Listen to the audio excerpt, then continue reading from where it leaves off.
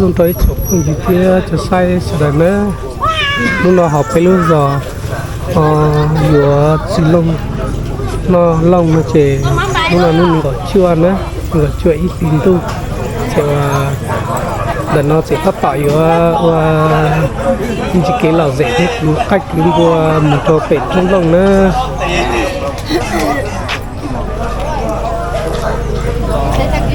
Hello, nhớ xong à? Ê, mình tụi qua tập kế hả? Dạ. Em biết tụi thật hẳn sự tập kế cả? Ít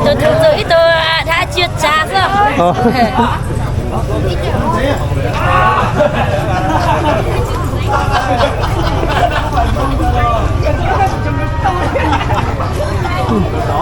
Đợt cái lúc sáng mà trên mua áo hỏng mông đấy, hỏi mông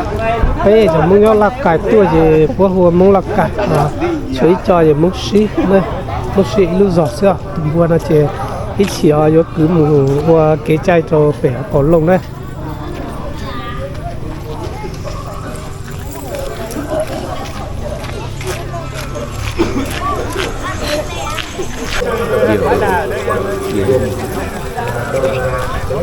TikTok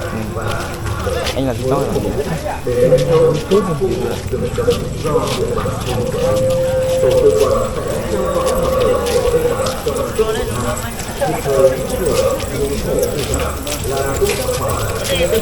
quay em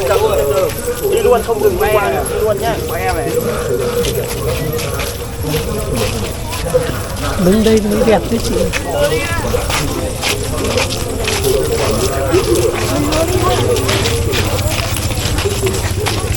Quá đẹp.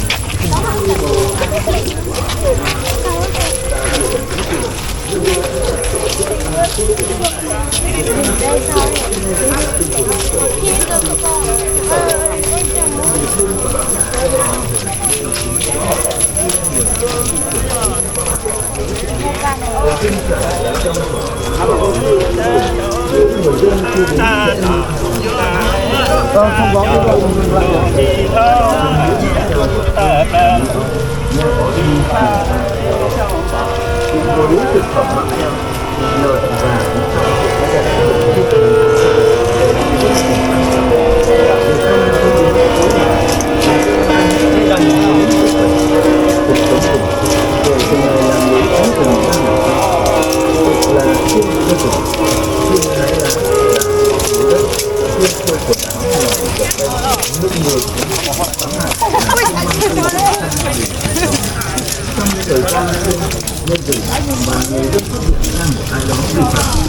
Muốn em ơi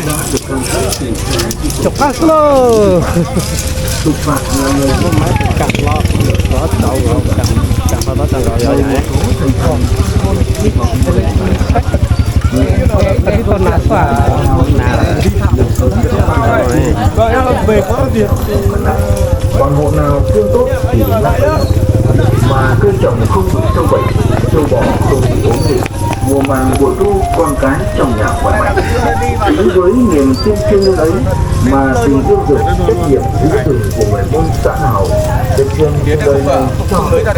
em nới rồi nhưng không vẫn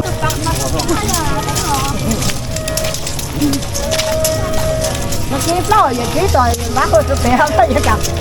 đọc phải làm gì toán đọc phải lá lúc nào quay Đắt thì đó là có. ô tập kế mà quay những tô rồi nhá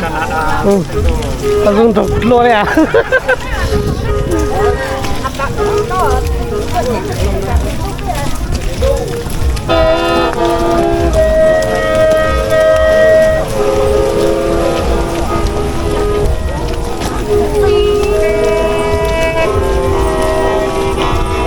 mà chỉ cần tiền đó sẽ học sinh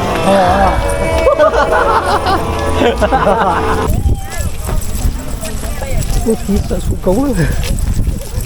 mấy quạt tủ lạnh anh ạ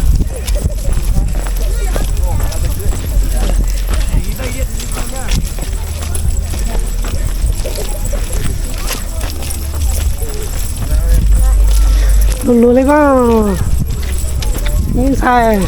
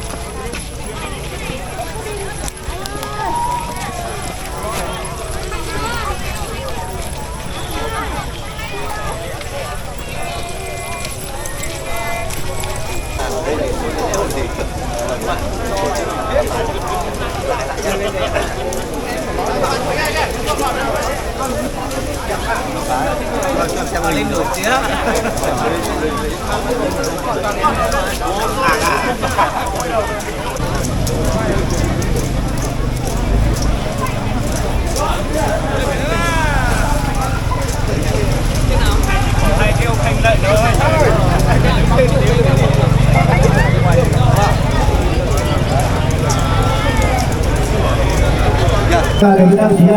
chúng ta đồng chí là người dân rồi có cái cảnh những cái gì hay đúng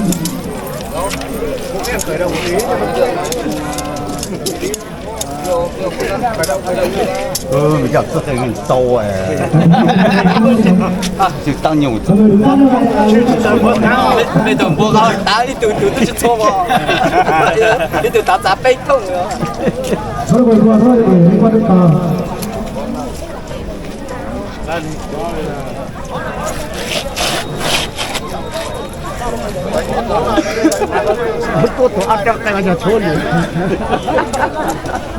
thầy các chị đọc lại hai bên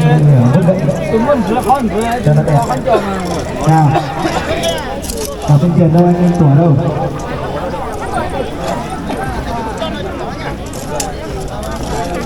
các chị tiền tuổi đọc vậy cũng được không được thổi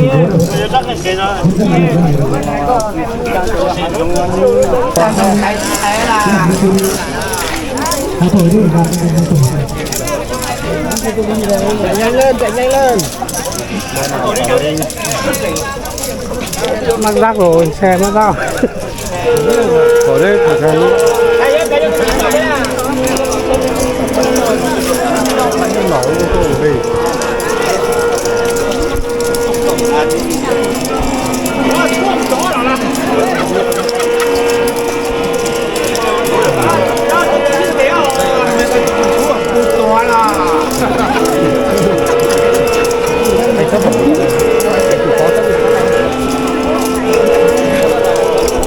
anh ơi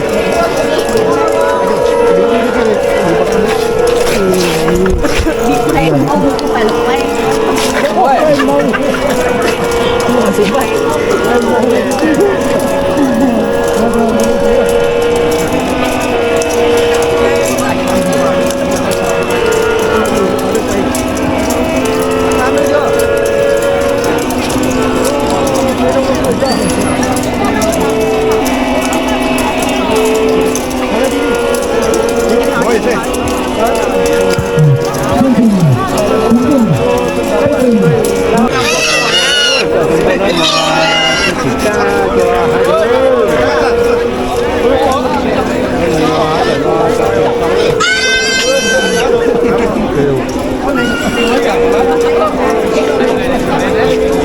hấp dẫn.